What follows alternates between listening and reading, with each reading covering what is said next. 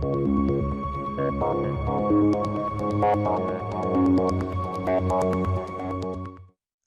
welcome back to another edition of Ask Me Anything. Oh! And we're going to ask Renee. Oh! How you doing? Good, how are you? Good. Yeah, we're tossing up this little podcast. Yeah. I'm liking it. Yeah. liking So we're it. switching things up a little We're bit. trying to find our own groove, our own vibe for this. Right. Yeah. You know. Yeah. So today's episode, we're just going to ask Renee anything about her music. And You literally could ask me anything, though. yeah. I can't name names, and I can't tell other people's stories. So do we need to keep it music related, or like you said, I can ask you anything? So it's a music podcast, so we'll try to keep it music related, but Okay. you could ask me anything. So Fred and I were talking, we were saying that if you want, once people start listening to this at some point in life, you can drop into the comments any questions that you might have to ask me anything, and then Fred can pitch them to me in the next episode. Yes, in the future. Yeah. So if you want to ask me anything, you can do that, and Fred will ask it for you. Yes. But, so if there's a question that you've been wanting an answer to, put it in the chats right now. Rip it like, go. All right. So let's keep it music related. Yeah. And I want to start with, I'm going to kind of cheat on this one. Cheating. But it's just to start We're getting this whole thing. Yeah, just to ease our way into it. Okay. All right. So what is one song that is getting a lot of attention right now? Okay, backstory. So I ended up on a compilation CD out of the UK. Woohoo! It was a Latin vibe compilation. So the pitch was for something that had like a Latin pop vibe, and I was like, "Yo, I got that song." Yeah, I got two of them. You got two, yeah. But I decided to put the newer one in. And I dropped it in, and I think it was days later, I got like hey, we chose it, send us, email with the title and do this and this. And I said, okay, so I sent it off. And then, and I'll tell you what it is in a second. So then I got another email, and they were like, look, we're really digging this song. Like, would you like to see about getting this charting in the UK? And I'm like, that's something we do. Yeah. This is something I work with someone on. And they're like, yeah. So we had a small little chat or whatever, and it involved me getting on their label, company's podcast. And so it was crazy because I got on the podcast, and I don't know when it airs, but when it does, we'll share it out. But we're in his podcast, and he's like, yeah, so I kind of just on a whim sent it to South America, and it got accepted in the national radio stations for Chile, Colombia, Brazil. He's like, how do you feel about having fans on South America? And I was like, what? Because I'm like on his podcast, hearing it for the first time, trying to process what he's just said. I'm like, wait, what do you mean it's playing? What do you mean it's playing in Brazil? What do you mean? Yeah, that's awesome. Right? That's awesome. awesome. So the song is called Lose My Breath. Lose My Breath. Lose My Breath. And Brad, look, it's probably the dirtiest song I've ever written. Yeah. It's probably the dirtiest song I've ever written. It's a little spicy, y'all. That's good. It's spicy. It's spicy. It's funny because I wrote it in such a way that could mean it very innocently. Like, so when I think of the words, I'm like, it's so innocent. It's like, no, it's not. Yeah, but some people got dirty minds. And the words really kind of lend it to both of those spaces. Yeah. You could, I could see that song being a clean cut radio version, like Kids Bop can participate in it. You and can then feel it I can also see it was. I took it like you could be in a club, right? So I took it like you could be like I wrote it like situation. Yeah, okay. So I wrote it like. I already know how I'm going to dance in my bedroom to the song with my wife. What's up, babe? But how are you going to respond to this song? So the way, it's so true though, because it's funny. When I did it, I wrote it. So when I wrote it, ask me anything. I'm telling you how I wrote this. When I wrote it, because I'm like, if you listen to my music, I don't lean into dirty like ever. Like I'm kind of like, I've been called a prude. I was raised where you don't talk about that stuff. You don't like, you don't do that stuff in public. Like, right. So, kind of like half my family was British, the other half was German. I had no household where that was appropriate. So when I wrote it, I was thinking about it like more like you're in a club, like dancing, and I'm talking about like the feeling is, do you feel the beats? Right. Like that was the feeling. Right. Can you feel it now? We can feel it now. Like we're all like, I was thinking about it that way, and like in a like sweaty hot club with all these people around you, and but then if you listen to the lyrics, it could be sweaty hot in a bedroom. Can you feel it now, babe? Can you feel it now? I can feel it now. Can you feel it now? We can feel it now. Whoa. Yeah.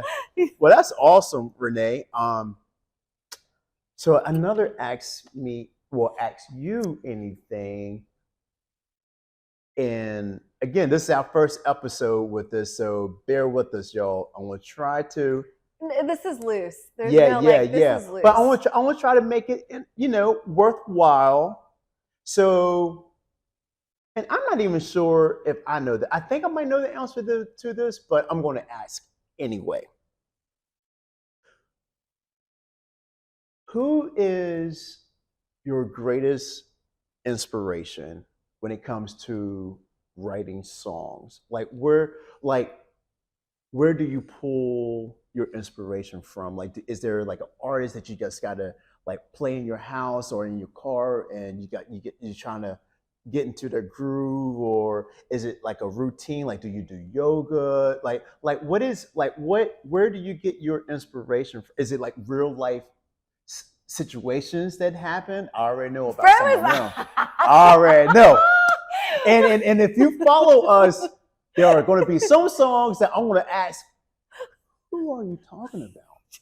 He wants a name. A number. I want names and a number. He's like, I have to have a conversation with this person about what you just wrote that song about. You tell me who it is. So you asked like 3 questions. So so when I go to write music, there's like, it's not yoga, it's not anything like that. Like my house has to be clean for one. Okay. And I do it right in my house. I don't know why I can't. Like I tried to write here, and it doesn't go. Okay. No. All right. So my house, like I have to like I light all the candles that I have in my house, and it's got to be clean. And then I go lights on. Is it dimmed? And then and then I go into the studio, and I start it in the studio. But then like when I finally kind of get a vibe going or whatever, then I go to the piano, because I have like in the house like a little mini like play out space that's like by a window, and I open the windows and play loud and annoy the neighbors. And so I try to hammer it out, and then like I take in the hallway, I've got like really tall ceilings in the hallway, and I'll lay down in the hallway and I'll like start saying words like in the melody line I've come up with. Like there's so like basically if you filmed it, I'm just like moving from place to place in my house trying to make this song happen. But the lyrics, no, like there's literally nobody I'm tapping into for lyrics. Like it's literally like there's something in here that I have to unlock. Like literally every song I'm like, it's in here and I just have to unlock it. And if I can figure out how to unlock it, so like the song I'm starting a new song, and I played it for Fred tonight, and I've got like the first 2 verses, but then like when I go to try the 3rd verse, I feel like it's like another lock. It's like a labyrinth. Like there's some like combination I've got to figure out to get the lyrics out. Right. So I was like, okay, I'll deal with that labyrinth tomorrow. I was like, because I got to go to my space to do it. I can't do it over there. I got to go to my space to do it. Yeah, so that's right. It all gets written, and that's why I think I will never sell my house, because it's like this place that's just so zen for me that I can like write this. Yeah. But yeah, that's how I write them. But sonically, that, there's influences. So like, for example, we're working with a new producer, and I was talking to him about the song, and he was like, when you send it, if you could send it with like reference tracks, like Okay. Okay. You know, so he could get an idea of the vibe that's in my head, because we're not producers. So I don't know the verbiage. I don't know the lingo, like to tell him how, like, so in order to explain it to him, I'm using references like Evanescence or Billie Eilish, or, you know, like I'm feeling it like in this like kind of dark, moody kind of space, like, Right. you know, and then that's the magic, I think, for a producer, is learning how to take an artist's like what's up here and somehow pull it out of them and turn it into something that's like tangible. So like tonight I was like, Fred, I was like, I'm gonna play this for you, and Fred's like, okay, I see it three ways, which is so funny, because when I first met him, he took my EP and did the same thing. So I've got 3 versions of every song. I was like, what? Right. He's like, so we'll see which one works. Yeah. So okay. You got time for one more question? I got one more for you. You got one more question. All right. Ask me anything. And it's still musical. All right. We're still in music. So as of today, May 5th. if you could, Cinco de Mayo! Yay! Yay! Man, we've been working so much. We forgot all about Cinco de Mayo. Back in the day, we would have been out drinking, man, partying. I would have my Coronas, my tequilas. My gosh, I didn't even like. Now I'm sipping water. I know. You know, we we're doing podcasts. We did a whole bottle of wine before this, so it's cool. It's cool. We did. It's cool. Okay, so if there is an artist that you could open up for, who would it be and why? Oh man. Okay, so Fred knows that we are going to go on tour. The question is, with who? Right. So Fred knows, and I've always thought. Only one. I know. I've always thought it would be a guy that we would open up for. Okay. I always thought that would be it. Right.